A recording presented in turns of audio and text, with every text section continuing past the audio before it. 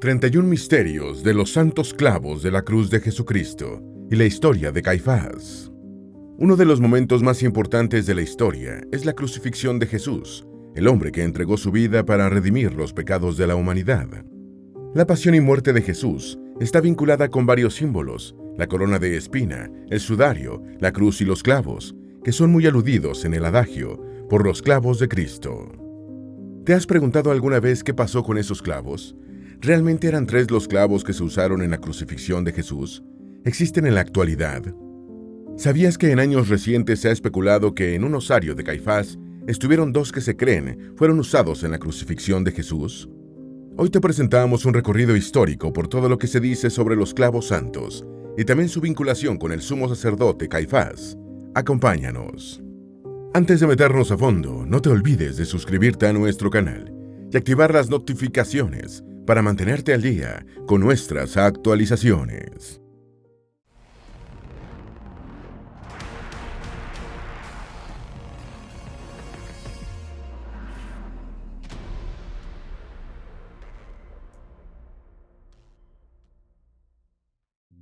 Número 1. Los clavos usados en la crucifixión de Jesús de Nazaret son reliquias del cristianismo. Los clavos de Cristo es el concepto con el que se alude aparte de las preciadas reliquias del cristianismo que se usaron en la crucifixión de Jesús. Los clavos eran parte de los recursos que usaban los romanos para cumplir los objetivos de la crucifixión: deshonrar, provocar un intenso dolor y la consecuente muerte del crucificado. Número 2. Los clavos de Cristo han sido considerados santos.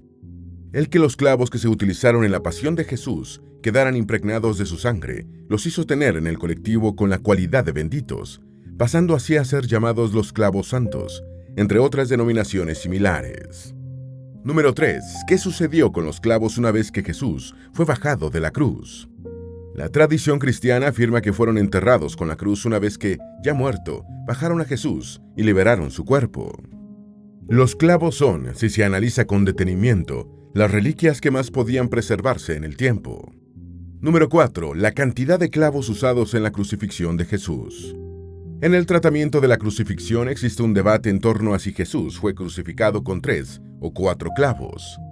De hecho, en las primeras representaciones de este método de ejecución, únicamente se mencionan 2 clavos destinados a usarse en las palmas de las manos.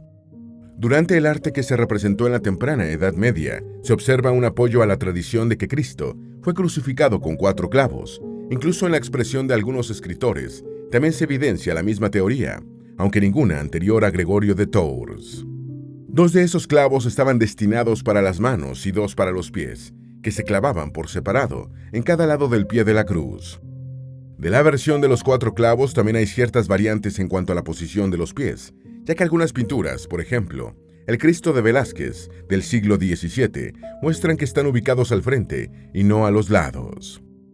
En tanto que durante el arte occidental del siglo XIII se comenzó a usar la representación de los pies del crucificado, colocados uno encima del otro y atravesados por un solo clavo. Esta última representación coincide con el lenguaje empleado por Nono y Sócrates y con el poema Christus Patiens, el cual se le ha atribuido a San Gregorio Nacianceno. Por otra parte, no se muestran signos de clavos en los pies en la crítica arqueológica más reciente acerca de las primeras representaciones de la crucifixión, a saber, la puerta tallada de la Santa Sabina en Roma y el panel de marfil del Museo Británico. Número 5. Un clavo de crucifixión se halló en el siglo I. En 1968, 3 tumbas del primer siglo fueron descubiertas por el arqueólogo Basilios Tsaferis, miembro del Departamento de Antigüedades y Museos de Israel. En una de esas tumbas fue hallado un osario que contenía los restos de un joven llamado Yehohanan ben Hankol. Según los testimonios, él había sido sacrificado y cada pie había sido fijado con un clavo en cada extremo de la madera vertical. Incluso uno de esos clavos permanecía en uno de los pies.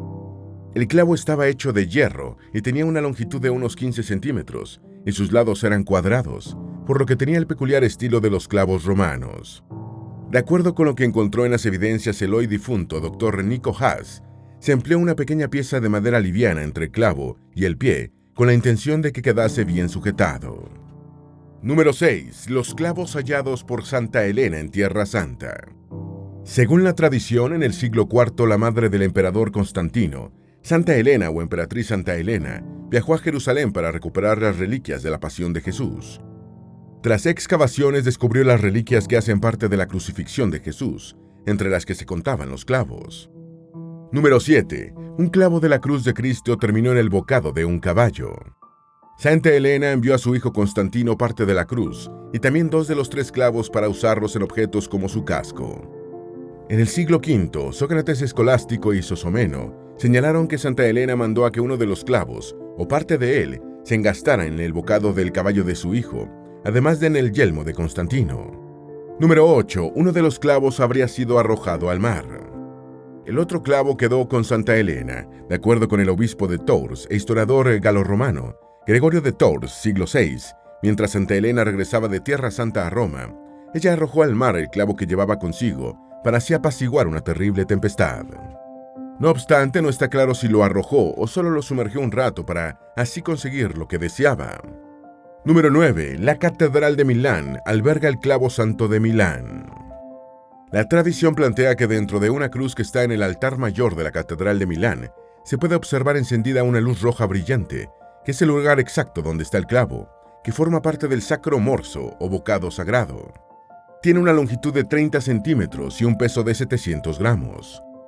Número 10. ¿Cómo llegó esta reliquia del cristianismo a Milán? La reliquia habría estado hasta el siglo IV en Constantinopla. Sobre su llegada a Milán se sostiene que San Ambrosio, el obispo de esta ciudad, lo recibió como regalo de parte del emperador Teodosio. Para entonces, la ciudad era capital administrativa del Imperio Romano de Occidente. No obstante, otros supuestos sitúan que esta reliquia llegó después, entre los siglos VI y XIII. En el funeral del emperador Teodosio, en 395, San Ambrosio mencionó esta reliquia en su discurso en honor al gobernante. De este clavo no hubo más noticias durante un buen tiempo, pero se ha afirmado que la reliquia se conservó desde tiempo inmemorial en el templo Santa Tecla. En un texto de 1389 se afirma que estuvo en ese lugar. El escrito recoge los actos de la iglesia, que antes fue la Catedral de Milán, sitio en el que el clavo recibía veneración. La reliquia fue trasladada en 1461 al Duomo de Milán, antes de que el antiguo templo de Santa Tecla fuese demolido. No obstante, no se puede asegurar que sea la misma reliquia que se venera hoy en la Catedral de Milán, porque fuentes como reliquiosamente señalan que ese no es el único Sacro Morso, lo que genera confusión. Número 11. La reliquia fue sacada en procesión para pedir que se terminara la peste, de 1576 a 1577. San Carlos Borromeo era el obispo de Milán cuando se desató la peste de 1576 a 77. Él tenía especial devoción por la reliquia y por eso pidió que por primera vez fuese bajada para llevarle en procesión. El obispo fue descalzo como sacrificio para pedir que la peste cesara. Número 12. Las primeras referencias escritas sobre la existencia de estas reliquias. Los primeros escritos que aluden a estas reliquias provienen de una oración atribuida a San Ambrosio de Milán, la cual data del siglo IV. Después, en el mismo siglo IV, aparecería una documentación en la que se aludía a la veneración que se tenía sobre unos clavos sagrados.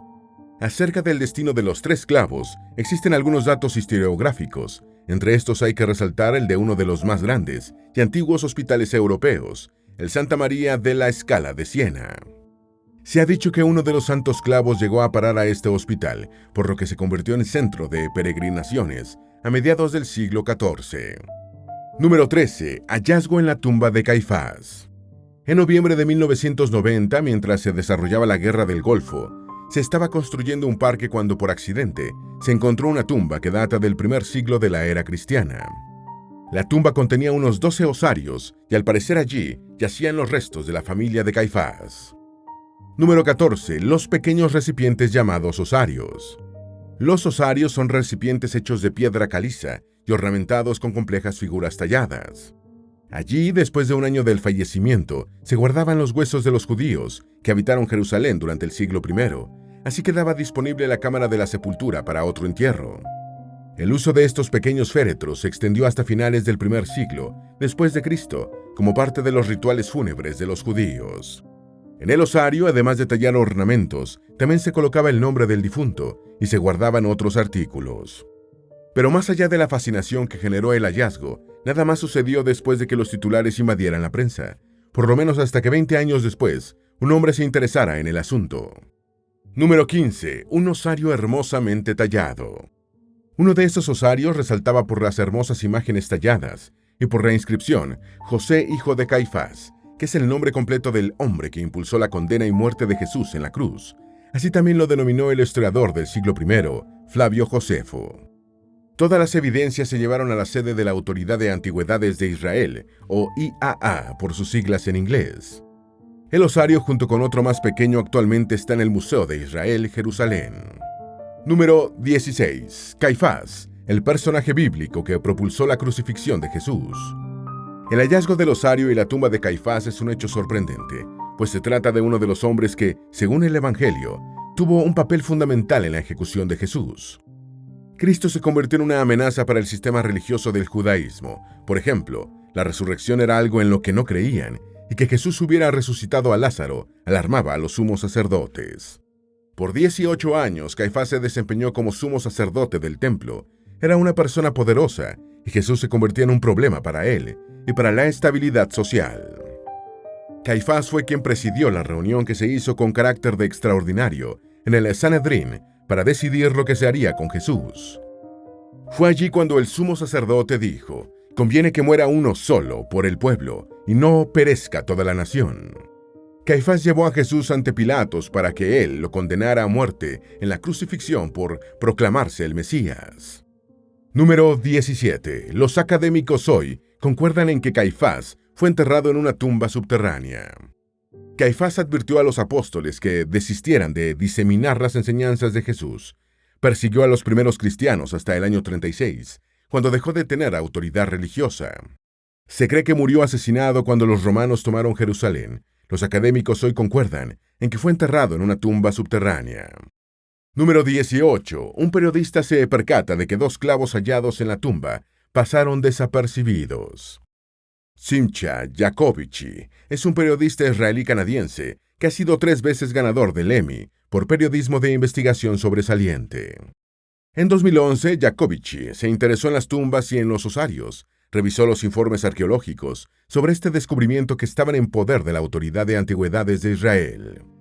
Al observar los registros se dio cuenta de que se mencionaban 2 clavos corroídos que databan del periodo del Imperio Romano y de los que nadie, sorprendentemente, había hecho mención antes. Según algunos expertos, entre ellos el profesor de la Universidad de Carolina del Norte en Charlotte, James Tabor, en las excavaciones que se han hecho en varias zonas residenciales de Jerusalén, ha sido usual hallar clavos en los yacimientos, pero encontrar 2 dentro de una tumba es un hecho muy singular, y más singular aún si estaban dentro de un osario. Al momento del hallazgo, por lo menos uno de esos clavos estaría en el osario que decía José, hijo de Caifás. El otro se habría encontrado en el suelo cerca de un osario. Número 19. Hay registros de los clavos, pero estos objetos no estaban con las demás cosas encontradas en la tumba. A diferencia de todo lo demás que se encontró en la tumba, los clavos no estaban en ninguna parte de la vasta colección de la IAA. No fueron medidos, tampoco bosquejados ni fotografiados. Número 20. Jacobici cree que estos 2 clavos fueron usados en la crucifixión de Jesús. Para Jacobici, los 2 clavos hallados en la tumba descubierta en 1990 podrían estar vinculados con el método de ajusticiamiento de la crucifixión, y de estarlo, solo puede ser con la crucifixión de Jesús, la única con la que se ha vinculado a Caifás, según el periodista. El inventario de la IAA señala que se localizó un clavo en el piso de la tumba o cueva y otro en el interior del osario. Sin embargo, en esa tumba había otros 11 y no se tiene certeza de en cuál de ellos estaban los clavos, porque en su momento nadie les dio importancia. Para Simcha resultaba insólito que a pesar de que se mencionaban unos clavos, nadie habló de ellos. No se preguntaron por qué en el osario de Caifás estaban esos 2 peculiares objetos, y mucho menos lo relacionaron con la crucifixión de Jesús. Número 21. Jacobici ubica a la Autoridad de Antigüedades de Israel. El periodista estaba determinado a saber de esos clavos y entonces contactó a Gideon Avni, un doctor y autoridad de antigüedades de Israel. Avni le informó a Jacobici que no sabía con exactitud qué había sucedido con ellos. Argumentó que pudieron archivarse en algún estante o laboratorio al tomarlos como objetos de otras excavaciones. Justificó el hecho aludiendo al número de excavaciones que anualmente se hacen en Tierra Santa y a la cantidad de objetos que se encuentran en el proceso. Los clavos, al ser tan pequeños, muy bien pudieron extraviarse o colocarse como parte de otras tumbas. Número 22. Un par de clavos apareció en el laboratorio de la Universidad de Tel Aviv del profesor Israel Hershkovich. El profesor Israel Hershkovich es un experto forense que trabajaba en el laboratorio de la Universidad de Tel Aviv. Allí contaban con un clavo incrustado en el hueso del talón humano y que fue usado para una crucifixión romana. Este objeto es único en el planeta. Pero también había otros dos clavos, y aunque tenían menor tamaño que el que atravesaba el hueso del talón, eran en cuanto a otros aspectos bastante similares. Las puntas de estos dos clavos habían sido martilladas hacia los lados. De esa manera los aseguraban a la superficie que atravesaban. Así estaba también el clavo que atravesaba el hueso del talón. Pese a los cortos que son, Hershkovich cree que son lo suficientemente largos como para ser capaces de haber atravesado una mano. Hershkovich fue quien contactó a Jacobici, y en este último germinaba una esperanza al ver aquellos dos objetos cuando visitó el laboratorio, al que los clavos llegaron en una caja pequeña, sin marcar varios años antes. En una rueda de prensa en Jerusalén, Jacobici sostenía en alto el par de objetos de hierro que tenían las puntas martilladas hacia un lado, mientras manifestaba que esos pudieran bien ser los clavos que estaban en la tumba de Caifás y, en consecuencia, los que se emplearon en la crucifixión de Jesús. Pero eso eran solo conjeturas. Todo el proceso de investigación de Shimcha se encuentra en un documental que lleva por nombre Los clavos de la cruz. Número 23. La sola suposición de Jacobici originó una ola de críticas. La afirmación de Jacobici levantó el polvo del escepticismo de los académicos. No obstante, el periodista está consciente de que eso es normal. Cuando planteas la cuestión de los clavos de la crucifixión de Jesús, debe haber mucho escepticismo, señaló Jacobici en su momento. Además, esos clavos muy bien podían haber estado en cualquiera de los otros osarios. Había que indagar. Número 24. ¿Era ese en verdad el osario de Caifás? Esta es otra de las cosas que han puesto en duda que esos dos hayan sido parte de los clavos con los que crucificaron a Jesús. Y es que al principio hubo escepticismo sobre el osario que contiene los huesos del sumo sacerdote. Pero los expertos han puesto su atención en el osario en el que estaba escrito José, hijo de Caifás, un nombre que, aparte de no ser muy común, tampoco ha sido hallado con esa inscripción exacta en ninguno de los otros 2000 osarios que se han recuperado alrededor de Jerusalén. Muchos expertos arqueólogos han sostenido además que el osario está cuidadosamente decorado, como era usual cuando se trataba de una personalidad. Número 25. Jacobici busca evidencia científica con la ayuda de uno de sus mayores detractores. Ari Shimron es un doctor en geoarqueología y resultó ser uno de los mayores detractores del periodista israelí canadiense. Jacobici lo buscó y, pese a su escepticismo, el geoarqueólogo se dio para así corroborar de primera mano la procedencia de aquellos clavos. La verdad es que la hipótesis de Shimcha le parecía interesante. Comenzó a analizar los dos clavos y halló, entre otras cosas, rastros de caliza, pero eso no era garantía de que estuviera en un osario. Se encargó de que se hicieran otras pruebas en el nanolaboratorio de la Universidad Hebrea de Jerusalén, siempre con su supervisión. Allí emplearon la nanotecnología para ver qué materiales de algún entorno se adhirieron a los clavos en el lapso de 2000 años. Entre otras cosas, encontraron restos de roca calcárea, que usualmente se forma en los espacios como tumbas o cavernas. La hipótesis de Jacobici solo empieza a tener algo de sustento. Número 26. Hay una gran relación entre los clavos y el osario de Caifás. Este era el próximo paso, y es que los clavos podrían provenir de cualquiera de las tumbas que se habían descubierto en Tierra Santa. Así que se tomaron muestras de piedra caliza de los dos osarios de la tumba que aludían con sus escritos a Caifás, pero también de otros osarios de otras tumbas a los que Shimron tenía acceso. Shimron terminó diciendo lo siguiente sobre el osario que está hermosamente tallado y los clavos. Nuestro análisis demuestra clara e inequívocamente que estos materiales son química y físicamente idénticos a los que, a lo largo de los siglos, también se han adherido a las uñas. Asimismo, concluyeron que las características del osario y de los clavos parecen ser únicas. Las proporciones de isótopos de carbono y oxígeno, tanto en los clavos como en el osario, sugieren que provenían de un ambiente anormalmente húmedo, lo que coincide con las condiciones de la tumba de Caifás, pues el lugar está cerca de un antiguo acueducto que en ocasiones pudo haberse desbordado. Pero además, y con base en el análisis isotópico, Shimron aseguró que el osario y los clavos provenían de un mismo entorno. Asimismo, en el osario de Caifás había presencia de hierro que coincide con el de los clavos. Las dos uñas además fueron sometidas a otros estudios para determinar el tipo de óxido, que en ambos clavos es el lepidocrosita, y este puede formarse en el interior de un osario. Igualmente, evidenciaron que en ambos clavos había óxido goetita. Sin embargo, en uno había más presencia que en otro, por lo que en algún momento dejaron de estar en el mismo espacio. Y eso coincide con que uno haya estado dentro del osario y otro afuera, en el suelo de la tumba. Con esto, Shimron, antes escéptico, ahora relaciona los clavos con el osario de Caifás. Número 27. Las coincidencias con los sedimentos de la tumba. Los expertos analizaron además sedimentos de la tumba para compararlo con el de los dos clavos. Los dos objetos y las propiedades de la tumba coinciden casi a la perfección. Número 28. ¿Son estos los clavos de la crucifixión de Jesús?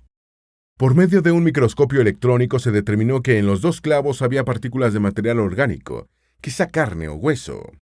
Entonces solicitan ayuda de Stanley Freeman, un epidemiólogo que determinó que no es tan fácil dar con un resultado que compruebe si los clavos fueron realmente usados en una crucifixión. Además, hay otras opiniones que aseguran que el que haya por lo menos restos de huesos es normal, si se tiene en cuenta que los clavos estuvieron dentro de un osario por varios siglos. Por si fuese poco, tanto en los osarios de esta tumba como en los clavos había presencia de un hongo específico, un tipo inusual de levadura que tiende a formarse solo en condiciones de gran humedad y que en ninguna otra tumba de Jerusalén ha sido encontrado. Pero el hongo impedía que se pudieran hacer algunos estudios. Ante nuevos análisis encontraron restos de lo que podría ser madera que se adhirió por completo al clavo. Incluso con la ayuda de un experto determinaron que era cedro y que ya estaba en el clavo cuando fue depositado en el osario. De hecho, en la estructura que quedaba de la madera se podía ver una anomalía que perfectamente pudo haber producido un clavo incrustado. Pero también se halló madera en el osario, lo que acorta la brecha del escepticismo e incrementa la posibilidad de que estos clavos sean los que se usaron en una crucifixión, aunque no pueda asegurarse que sea la de Jesús de Nazaret. Número 29. ¿Por qué Caifás habría sido enterrado con dos clavos? El que un sumo sacerdote haya sido enterrado con unos clavos puede generar suspicacia. Sin embargo, habría que contextualizar un poco la situación.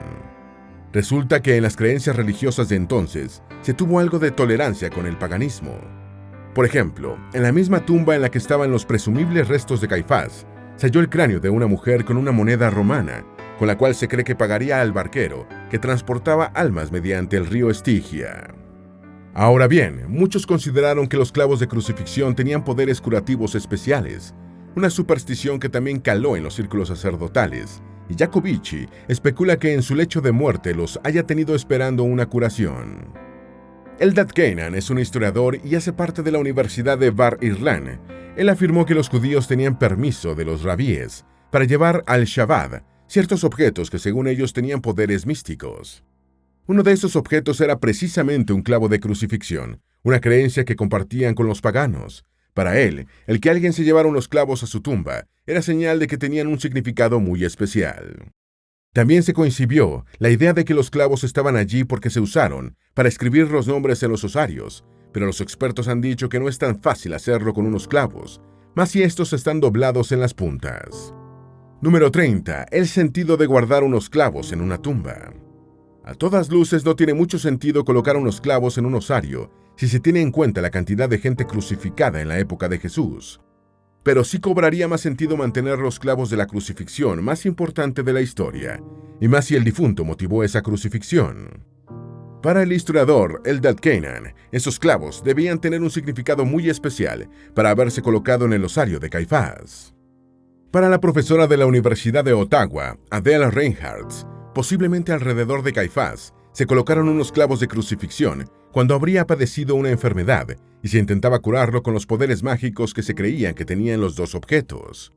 Jacobici ha supuesto que el sumo sacerdote en su lecho de muerte se pudo haber arrepentido de lo que hizo y por eso tenía los clavos. Número 31. Otra hipótesis. El clavo habría sido guardado en la tumba por considerarlo impuro. Hay otra explicación sobre la presencia del clavo junto con los restos de Caifás. Gaby Barkay es quizá la arqueóloga más destacada de Israel y también profesora de la Universidad Bar Jan. Barkay refiere que a los judíos de la época en que vivió Jesús eran fanáticos de la impureza y concebían que la muerte contaminaba cualquier objeto que estuviera cerca del difunto, incluido un clavo en cualquier pared cercana. De manera que el objeto fue removido y colocado en la tumba o en el osario por esa razón. La profesora y arqueóloga ha referido que los clavos en general son algo raro en las tumbas del periodo del Segundo Templo, y antes de que se hicieran los estudios científicos a los 2 clavos, dijo que la hipótesis de Jacobicci le parecía interesante. En el mundo hay varios lugares que se atribuyen el hecho de poseer reliquias que se fabricaron a partir de los clavos sagrados. También se consideran reliquias a otros objetos solo por haber tenido contacto con los clavos. No obstante, medios como OMS-Mag aseguran que debido a la cantidad de reliquias que se elaboraron a partir de los clavos, o de una parte de ellos, es probable que algunas provengan de la propia cruz y no de los clavos. Aunque no se descarta la probabilidad de que algunas de ellas han sido elaboradas con partes de los clavos originales. Sin embargo, no hay forma de verificar cuáles clavos contienen esas partículas del que la Santa Elena se llevó consigo a Roma. En cuanto a los clavos que al parecer estaban en el osario de Caifás y que pudieron usarse en la crucifixión de Jesús, hay que seguir investigando, pero vale decir que los planteamientos de Jacobicci han ido ganando el respeto de algunos académicos. Esperamos que este video te haya sido útil. Si tienes algo que agregar, por favor, compártelo con nosotros en la sección de comentarios. Dale me gusta a este video y envíale el enlace a tus familiares y a tus mejores amigos para que también sepan más de estos 31 misterios de los santos clavos de la cruz de Jesucristo y la historia de Caifás. Si eres nuevo en nuestro canal, no olvides suscribirte. No se te olvide seguirnos en todas nuestras redes sociales, que van a estar aquí abajo en la descripción. Recuerda, un pueblo que no conoce su historia está condenado a repetirla.